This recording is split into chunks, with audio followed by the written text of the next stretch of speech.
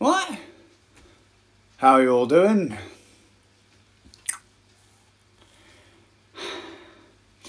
I thought I'd be a really nice guy with a little project for today.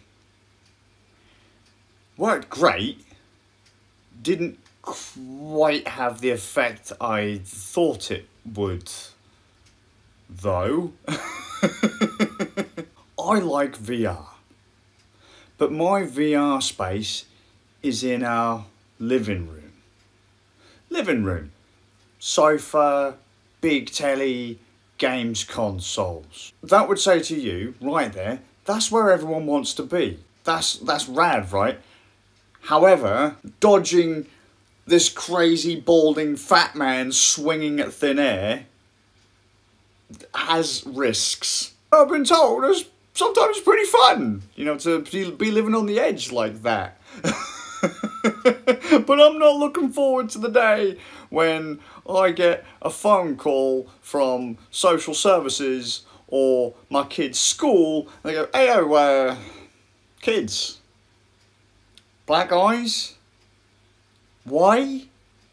And I'm like, "I'm sorry, I didn't mean to bosh them, it was VR, honest, it never felt so real." I thought, to be nice, I'd move out of that room. There is a problem though in my house, realistically, that I say that everything's in the living room. Which living room? Nearly every room in my house is a living room. My office space, gaming space, VR space is in the same space, as I say, the TVs, the consoles, the couch, which also happens to be in the room next door to the kitchen, which happens to be next door to the toilet, bathroom, all that stuff, the back garden. This room, which should technically be the living room because it's at the front of the house, is also kind of a living room because this room also has a sofa, tables, computers, you know, things to chill out on and with, but no big telly in here. But people still have to go through that other room that I'm in to get to all the other bits they might need to get to. You know, food, water or other drink, toilet or other form of sustenance. You know, no, I'm not saying they drink out the toilet or eat out the toilet, but you can never be too sure. I do own a dog who's also a tripping hazard when you're in VR. I rock out from time to time in wireless VR, PC VR, without a stonking great cord coming out of my head. I hate that great big cord. It causes you to have to do this thing that my group have called the cable dance. As you turn around in your VR space, that cable starts to get a bit tighter and a bit tighter, and you either choke yourself out, or you end up tripping yourself over because you don't realise it's wrapped around your legs as you go to take that next step. And blah. The wireless VR is great unless you live in a house full of people. The thing with wireless VR is it takes bandwidth, a lot of it. I'm not going to go into huge detail about what, you know, bandwidth is or any like super technical stuff. For some reason, people seem to think that wireless VR is it hinges on your internet connection, which I don't quite understand because your internet connection is the outside world coming in or inside going out. But wireless VR, in a traditional sense, is coming from your PC, which is in your house, and is being beamed around your house. So your internet connection doesn't really have anything to do with it. For some reason people think it does, but it doesn't. So if you have super mega hardcore internet connection and your wireless VR experience isn't quite going according to plan, now you know it's got nothing to do with internet connection. In fairness, actually, just want to throw that out there. I don't know if many people know this. Your Wi-Fi can be a huge bottleneck to your internet connection. Example, not using big numbers, we're not going to go into giga, megabyte, bits, whatever. Pretend 1,000. 1,000 is your internet connection, and that's what's coming into your house. But then you have your Wi-Fi. Let's pretend your Wi-Fi is only 100. Once upon a time, Wi-Fi was like really slow, but just pretend 100. That's a hell of a drop. 1,000 to 100. Big number, quite a bit smaller number. You get that groove, yeah? But, so you're never ever going to get the full speed of what's coming to your house beamed around it, because your Wi-Fi could be the limit. But then remember, you have to share that 100 around your house to all of the other devices that are connected to that Wi-Fi hotspot. In the case of wireless VR, we'll give it a number. Let's pretend 85. It's pretty high bandwidth because it needs to send high quality video, in the case of the Oculus Quest 2, from your PC to your headset, so that it actually looks like it's supposed to be on your headset rather than like an Atari game. And then you wiggle your control pads about, and then the Quest sends that data back to your computer, and potentially the microphone data back to your computer, and then it's pulling back sound and video again, and it's pulling all the rotational data and the wiggly data again as you're flailing and trying to miss your kids as best you can, and your dog and your wife or your husband and your domestic, and then smash all the furniture. Pretend to 85. That's only going to leave you with 15 to play with.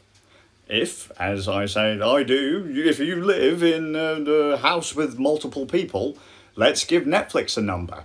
Or streaming services, let's pretend that's a 5. Okay? So let's say one person puts on Netflix, 2 people puts on or YouTube or Amazon, you've got 5 left over. Let's say now that someone starts to download a game on Steam and that wants 10. Let's pretend that's a 10.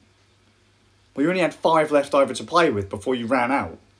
So it's going to start fighting the other devices to get that extra bit of speed, which is going to cause the other devices to buffer and lag out and all that kind of stuff. That's what that is. That's what buffering is. There's connection issues, okay? It's not always coming from outside. It could be inside. Seriously, go to a computer that's on your Wi-Fi or something. A laptop. By the way, please, if you're on a computer or a console, you better not be on Wi-Fi. If you're on a laptop, I'll give you that's fine. Or on an iPad or a tablet or phone or whatever, that's fine. If you're on a console or a computer, get the fuck off Wi-Fi. It's terrible. You're those crazy bastards in-game that keep teleporting everywhere. Don't do it. But for the sake of this, go to Steam or Xbox, Microsoft, whatever your thing is that's on the Wi-Fi's, right? And I want you to download a game or something, just download something big that's going to saturate your internet connection. I know that I said that internet connection doesn't really matter, but understand that that's data coming from the outside to your router and then being beamed around your house through Wi-Fi. Okay? That does the magic, is pushed around. Now try and do something else on your network, like watch a YouTube video or Amazon video or something high bandwidthy video wise. You'll find that one of them is going to start slowing down, and unless you've got like traffic management on your router, one of them is probably going to buffer or slow down. Chances are it'll be the YouTube video or the Netflix video or whatever that slows down and buffers or whatever. We found that today. As soon as I was downloading, all of a sudden, like Funimation, that's an anime streaming site, that started to buffer. So there's not a lot to go around, which leads me to my project. As soon as my family starts using the internet, I've tried wireless VR before, and it's great. When no one else is on the internet, when no one else is on the Wi-Fi, it's fantastic. Because I'm connected to my PC through the wireless, and all my jiggery-pokery, all that flailing about, that gets translated to the PC sends me the data, I have a great experience. As soon as somebody starts doing something on the internet, and you can tell when someone's doing something on the internet, my controls start to lag out, I start to turn and there's tearing, and the video doesn't update particularly fast, sometimes it just hangs and freezes, and I get murdered in game, and I get really angry.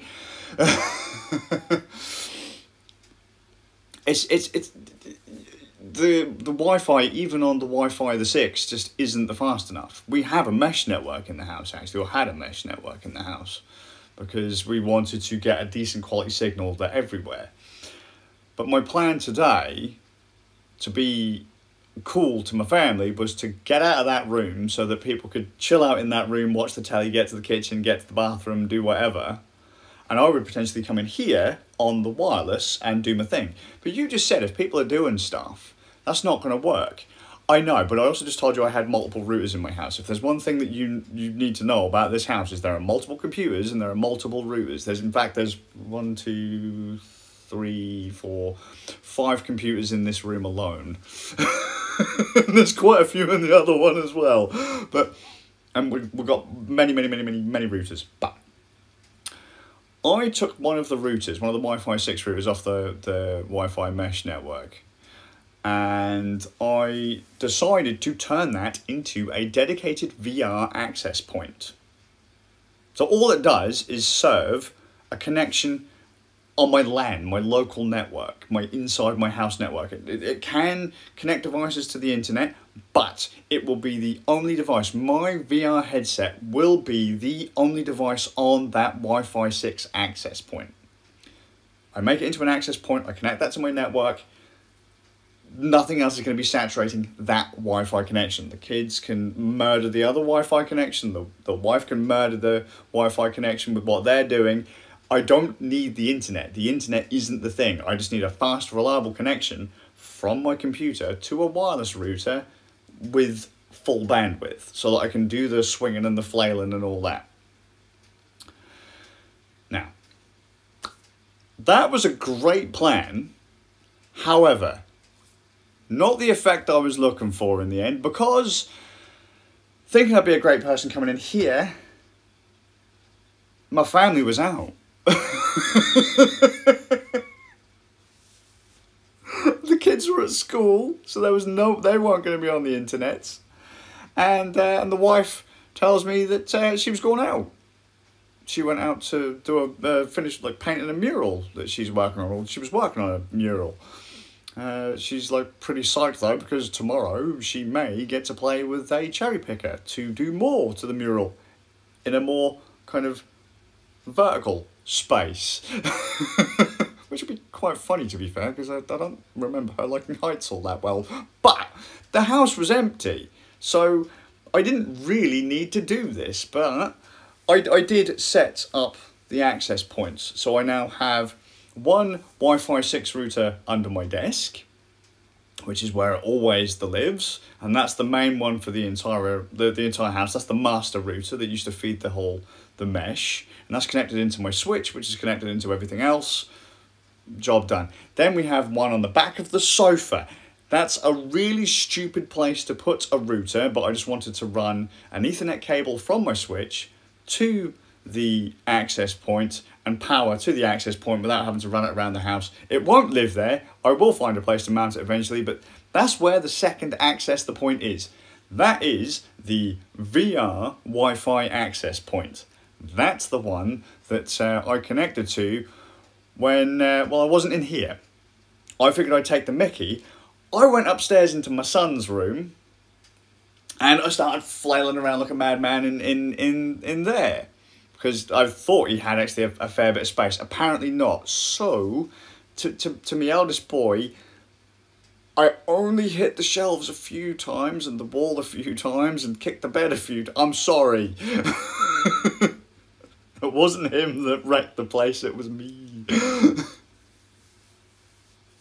Yeah, there's no video of me flailing around like a madman in the video. If you wanna find fat balding people flailing around in VR, I'm sure there's tons of videos of that on the interwebs.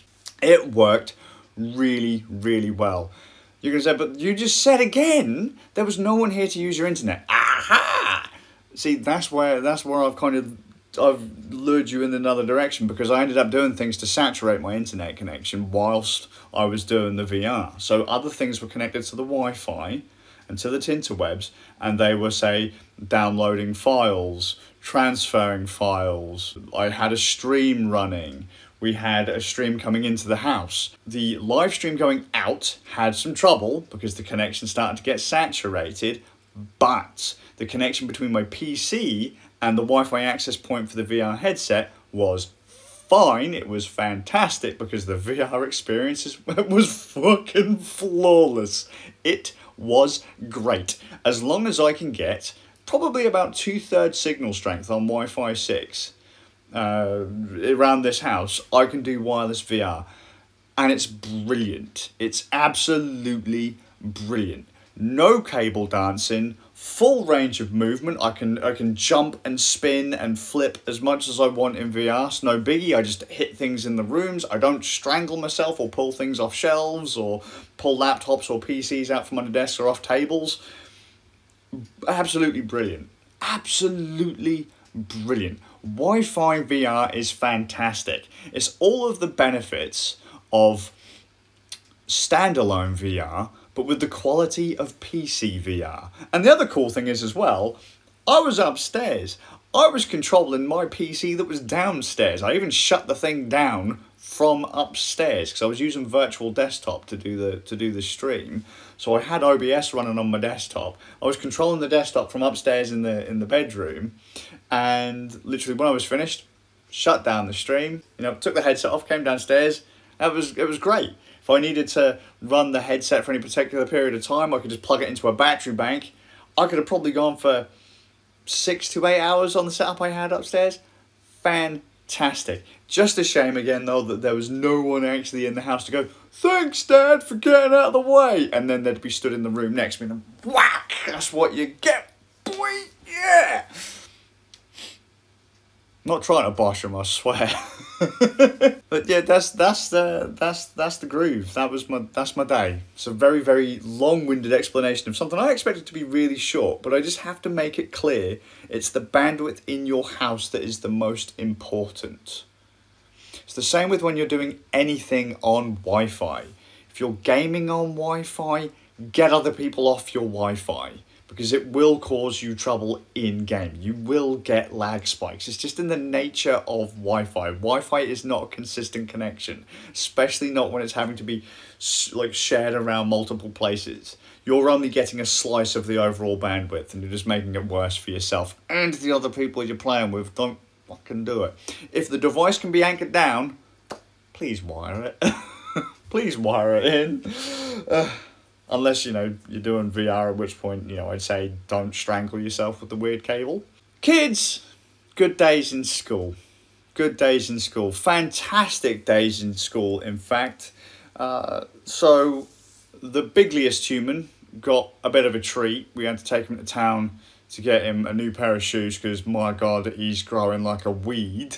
He's huge and growing fast. He always has that, man. That kid's a giant. When we were in town, took him to a bookshop, he found the manga section and went and grabbed Yokai Watch book 1. Seems really chuffed with that, really pleased with that. The only downer for him, it's not in colour. But I said, dude, that's cool, just imagine it in colour. That's just how manga is. I don't think I've ever read a manga that's in colour. Ever. I don't think. But I just thought it was really neat that he went in and picked the book. Gonna have to get his brother some new shoes of the next coming the days, because he's gone and wrecked a pair, and we'll take him in to go and grab a book. The eldest wanted to get the youngest a book too, but didn't know what he'd pick out. I remember when the bookshop he went to started to get manga back in the early days. I was there for their first anime convention because I'm such a fucking nerd. But I'm off, because my God, this has been going on for like what, 25 minutes ish now. Longer. I think that covers all the stuffs. Got to be clear with these things. Simple, clear. Too long. Yeah, hope you all. See you all with a bit of luck. The next one.